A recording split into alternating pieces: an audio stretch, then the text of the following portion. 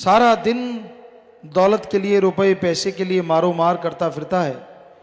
क्या यही है इंसान का काम? क्या यही इंसानी फर्ज है, कर्तव्य है? हमारे धर्मों में बताया है, दिन रात इंसान काम धंधे में उलझा हुआ है, दिन रात इंसान माया माया पुकारता रहता है। माना कि जीने के लिए दौलत जरूरी है, पर दौलत के लिए जीना कोई जिंदगी नहीं है। जीने के लिए कमाओ, पर कमाने के लिए अगर जीने लग गए तो कोलू वाले बैल जैसी हालत होगी। पहले उसे कोलू पे जोते हैं, आखिर में नहीं सही चलता तो दोनों आंखों के साइड में पट्टी सी बांध देते हैं कि सीधा देख, सीधा चल। वो और तरफ देखता ही नहीं, देखने ही नहीं देते उसे। घूमता रहता है, लाठियां खाता रहता है और आखिर में मर जाता है। बुरा हाल होता है, सारा दिन चलना पड़ता है, सारा टाइम चलना पड़ता है। तो भाई दिन रात खप खप के मरना, कभी दौलत के लिए जी रहा है, कभी मर रहा है, कभी टेंशन है, चिंता परेशानी है, तो कभी थोड़ी टेंशन फ्री हो गया। जिंदगी मौत का ये खेल सारी उम्र चलता रहता है। समय सीमा कम हो जाती है, आदमी जल्दी गुजर जाता है, क्योंकि श्वास जितने तेजी से चलते हैं, कुल श्वासों में से उतनी जल्दी खत्म हो जाते हैं। तो गम चिंता परेशानी में, डर भय में श्वास तेजी से चलती ही नेचुरली। इसलिए इंसान ये भूल गया कि उसका करने वाला कार्य कौन सा है। संत सत्संग लगाते हैं, जीवों को समझाते हैं कि आओ सुनो, सत्संग सुनो और सुन के अमल करो। तेरा करने वाला कार्य प्रभु का नाम है, अल्लाह मालिक की भक्ति इबादत है। जितना दिलो दिमाग से मालिक का नाम जपेगा, जितना तड़फ से व्याकुलता से मालिक को बुलाएगा, वो जरूर चला आएगा, वो जरूर रहमो करम बरसाएगा। पर इंसान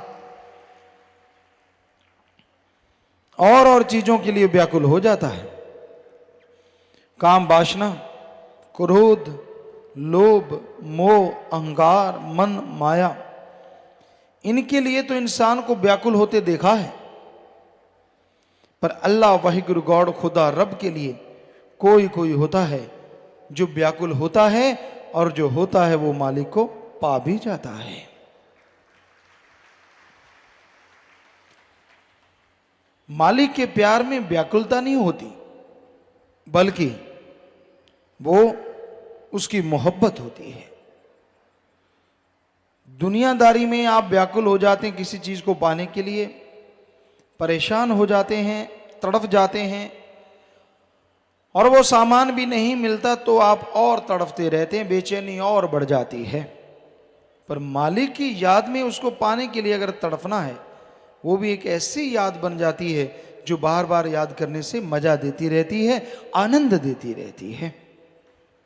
क्योंकि मालिक की याद में अगर तड़फ के दो आंसू भी बहा दिए तो वो आपके पाप कर्मों को धो डालते हैं।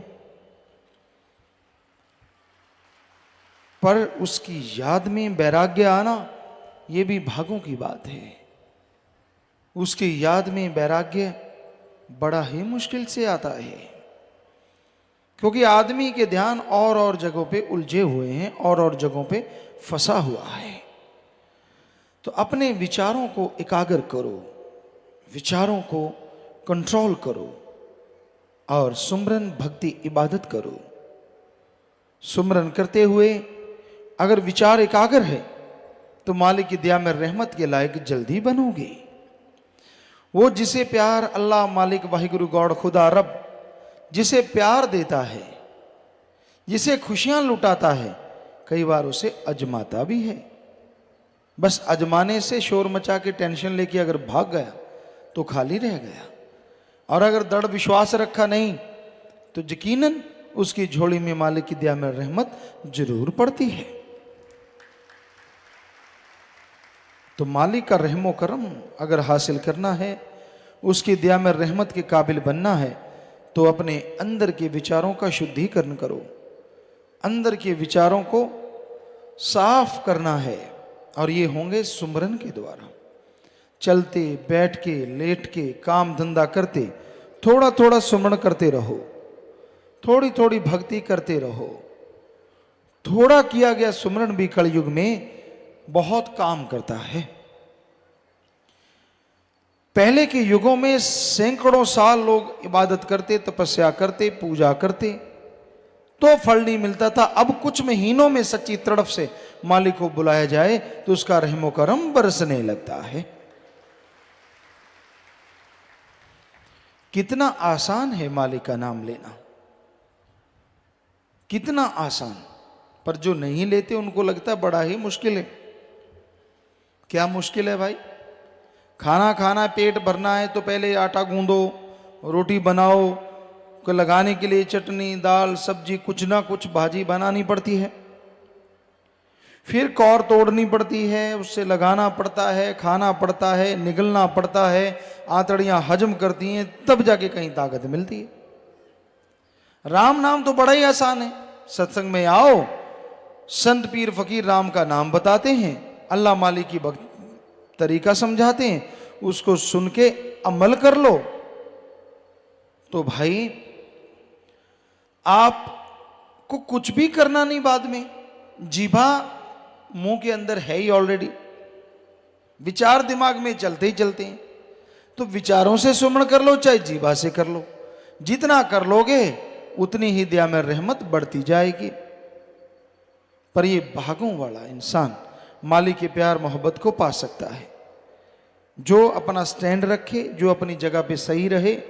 क्या पता मालिक अजमा रहा हो, पर हमने देखा है अजमाने की जरूरत नहीं पड़ती। थोड़ा समय गुजरता है, आदमी सब कुछ भूल के फिर से वही, जैसे गधे के ऊपर किसी ने लाल बांध दिए, हीरे जवाहरात बांध दिए, बड़ा सुंदर सजा दिया, कुछ देर खुशी हुई कि भाई बड़ा सुंदर लग रहा है, जैसे रस्सा छोड़ा जाके कूड़े करकट के ढेर पे हींकने लगा, आवाजें निकालने लगा और हींगता हुआ सारा कुछ तोड़ दिया और वही माटी में लथपथ हो गया। ऐसा ही होता है, मन बड़ा जालिम है। मालिक रहमो करम बख्श देता है, दया में रहमत बख्श देता है, पर यह गधे की तरह फिर से सब कुछ मिट्टी में मिला देता है। कोई परवाह नहीं करता, कोई कायदा कानून नहीं रखता, बस अपनी एक अलग इमेज बना लेता है। उस इमेज के अनुसार इंसान को गुमराह करता रहता है, भरमाता रहता है, तड़फाता रहता है और कहता है तेरी मन मर्जी अगर पूरी हो गई तो सही है, नहीं तो नहीं। ये थोड़ा ही ना होता है। संत पीर फकीर तो मालिक से दुआ मांगते हैं, दुआ करते हैं।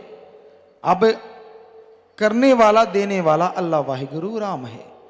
जो सुन के अमल कर लेते हैं मालिक उनकी झोलियां अंदर बाहर से लबरेज कर देते हैं, माला माल कर देते हैं। जो सुन के छोड़ देते हैं वो अपने कर्मों का फल भोगते रहते हैं। तो संत पीर फकीर बात वो कहते हैं जो अल्लाह वाहिगुरु राम उनको कहता है, जो अंदर से मालिक ख्याल देता है। सुनो, विचारो और अमल करो तो बेड़ा पार हो जाता है। तो ये बड़ा ही जरूरी है कि आप वचन सुनो, अमल करो और मालिक की दया में रहमत के काबिल बन जाओ। जो जीव सत्संग में आते हैं वही सुनेंगे और जो सुनते हैं अमल भी वही करेंगे। सुना नहीं अमल कैसे, किस बात पे करेगा कोई? तो सत्संग पूरे ध्यान से सुनो, अपनी खुदी अहंकार को छोड़ के, अपनी और बातों को छोड़ के सत्संग की तरफ ध्यान दो। दूसरी तरफ ध्यान दे दे के आपने कितना जोर लगा लिया, कुछ हासिल हुआ? सत्संग में भी लोग बुराइयों से कई बार बाज नहीं आते। मन कई बार इंसान का उसे उठा के ले जाता है, इधर उधर नींद ला देता है, कभी कुछ कभी कुछ, क्योंकि बड़ी जालिम ताकत है। माना कि अमल नहीं होने देते सत्संग में, सत्संग में ताकत होती है, लेकिन भटकाता तो ये कभी कभी है। कभी आंखों से गलत दिखाने लग जाता है, उसी में उलझा देता है। पर ये अलग बात है, संतों के वचन जब हथौड़े की तरह पड़ते हैं तो रोंगटे खड़े हो जाते कि हैं, अच्छा मेरे को कह रहे हैं, मैंने अभी देखा। तो मन का तो काम है भरमाना, मन का काम है भटकाना, ये जीवों को भरमाता है, भटकाता है और तड़फाता है। इससे लड़ना कलयुग में सच्ची भक्ति है। अपने अंदर के बुरे विचारों से लड़ो, यानी बुरे विचारों को अपने पे हावी ना होने दो, अच्छे विचारों के साथ आगे बढ़ो, तो मालिक की दया में रहमत के काबिल एक दिन जरूर बनोगे।